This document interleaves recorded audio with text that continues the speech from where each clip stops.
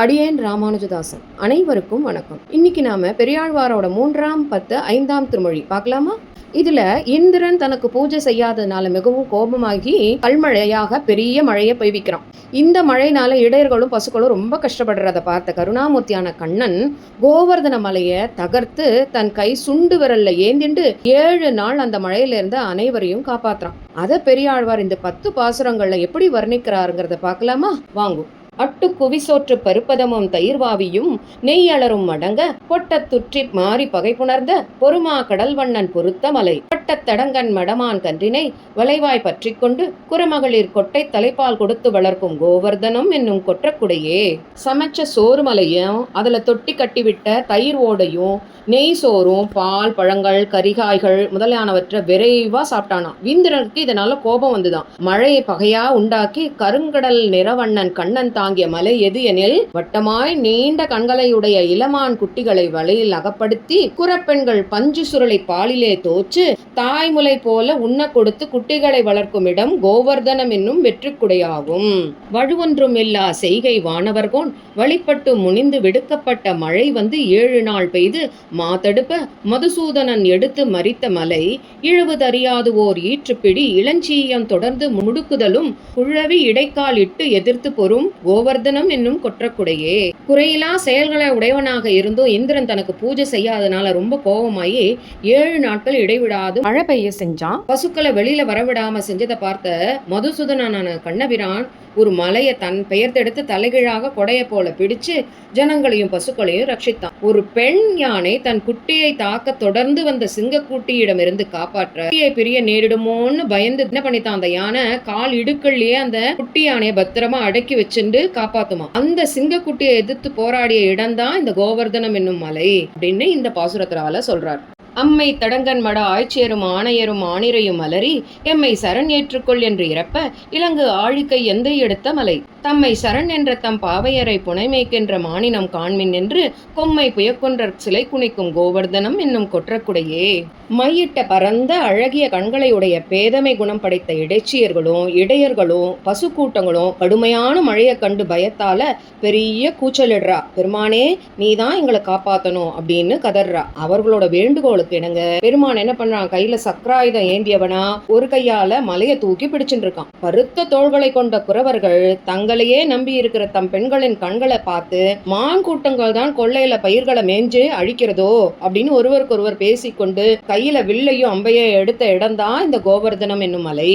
கடுவாய்ச்சின வெங்கண் களிற்றனுக்கு கவலம் எடுத்து கொடுப்பான் அவன் போல் அடிவாய் உற கையிலிட்டு எழ பறித்திட்டு அமரர் பெருமான் கொண்டு நின்ற மலை கடல்வாய் சென்று மேகம் கவிழ்ந்து இறங்கி கதுவாய் பட நீர்முகத்து ஏறி எங்கும் குடவாய் பட நின்று மழை பொழியும் கோவர்தனம் என்னும் கொற்றக்குடையே. கோபத்தோட கூர்மையான கண்களும் பயங்கரமான வாயையும் உடைய ஒரு யானைக்கு தோற்ற பெரிய உருண்டையா திரட்டி எடுத்து கொடுக்கும் யானை பாகனை போல் தேவர்களோட தலைவனான கண்ணபிரான் மலையை வேரோடு பிடுங்கி மேலே தூக்கி பிடித்து நிற்கிறான். இந்த மலை வந்து மேகங்கள் கடலிடத்திற்கு திரண்டு போய் நின்று கீழே இறங்கி கடல் நீர் அனைத்தையும் அதனிடத்திலேந்து குடிச்சு பிறகு மேலேறி குடங்கள் நிரம்ப மழையாக பொழிவதும் இந்த கோவர்தனம் என்னும் மலையில்தான். வானத்தில் உள்ளீர் வழியில் உள்ளீரேல் அறையோ வந்து வணங்குமீன் என்பவன் போல் ஏனத்து உரு ஆகிய ஈசன் எந்தை இடவன் எழ வாங்கி எடுத்த மலை காண களியானை தன் கொம்பிழந்து கதுவாய் மதம் சோரத் தன் கையெடுத்து கூணர் பிறை வேண்டி அண்ணாந்து நிற்கும் கோவர்தனம் என்னும் கொற்றக்குடையே. வானவர்களே, உங்கள பலசாலி யாரேனும் இருக்கீங்களா?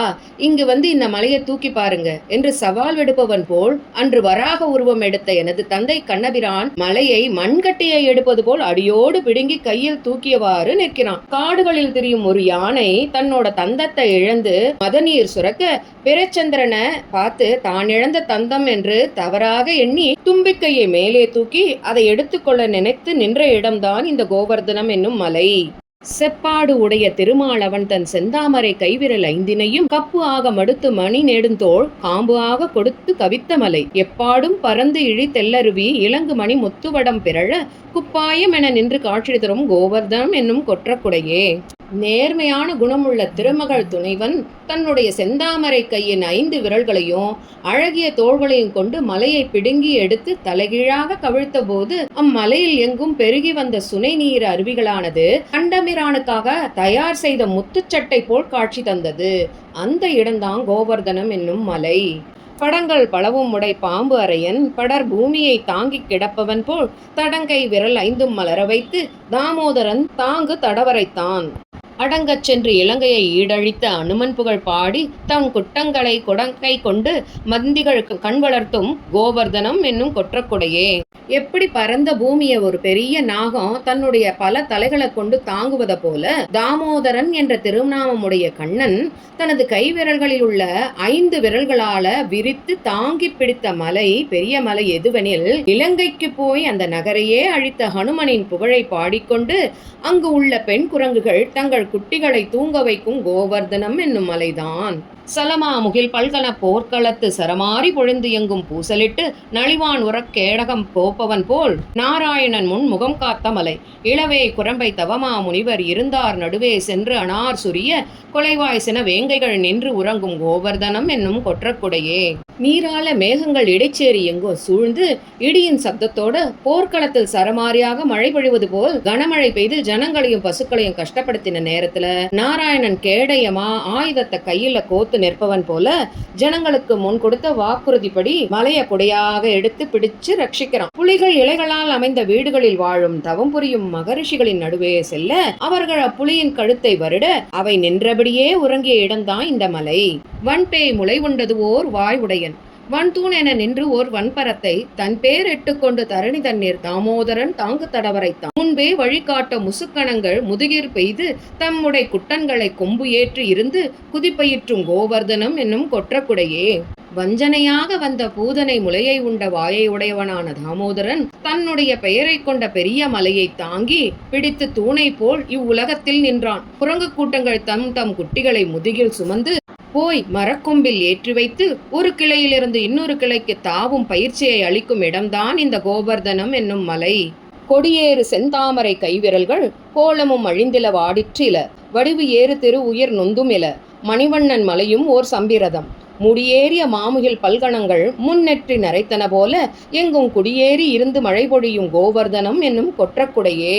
கொடி படர்ந்த செந்தாமரை மலர் போன்ற கையும் விரல்களும் அவனுடைய அழகும் மலையை 7 நாட்கள் இடைவிடாது தூக்கி பிடிச்சதால எந்தவித விகாரமோ தளர்ச்சியோ அடையாத அவனுடைய அழகிய நகங்களுக்கும் வலி ஏற்படல.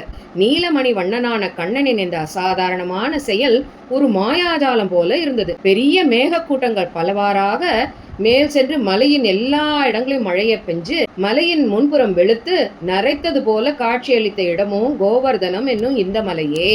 அரவீர் பள்ளி கொண்டு அரவம் துறந்திட்டு அரவ பகை ஊர்த்தி அவனுடைய குறவீர் கொடிமுல்லைகள் நின்று உறங்கும் கோவர்தனம் என்னும் கொற்றக்குடைவே. திருவேர் பொலி மறைவாணர் புத்தூர் திகழ் பட்டர்பிரான் சொன்ன மாலை 10ம் பரவு மனம் நன்கு உடை 10ஆர் உள்ளார் வரமான வைகுந்தம் நன்னுவரே. திருப்பார் கடல்ல பாம்பின் மேல் பள்ளி கொண்டவனும் ஒரு சமயம் காளியன் என்ற கொடிய நாகத்தை அழித்து பாம்பினிடத்துல பகை கொண்ட கருடன வாகனமா கொண்டவனும் முல்லை கொடிகள் படர்ந்திருக்கும் கோவர்தனம் என்னும் மலைய குடையா கொண்டவனுமான கண்ணனுடைய விஷயமாக வேதம் ஓதும் ஸ்ரீ வைஷ்ணவர்களோட இருப்பிடமான ஸ்ரீவில்லிபுத்தூர்ல வாழ்ந்த பெரியாழ்வார் அருளிச் செய்த இந்த 10 பாசுரங்களை மனசார நன்கு ஓதவல்ல பக்தர்கள் பரமபதத்தையே அடைவர் அப்படின்னு பலஸ்ருதியோட முடிக்கிறார் ஆழ்வார்.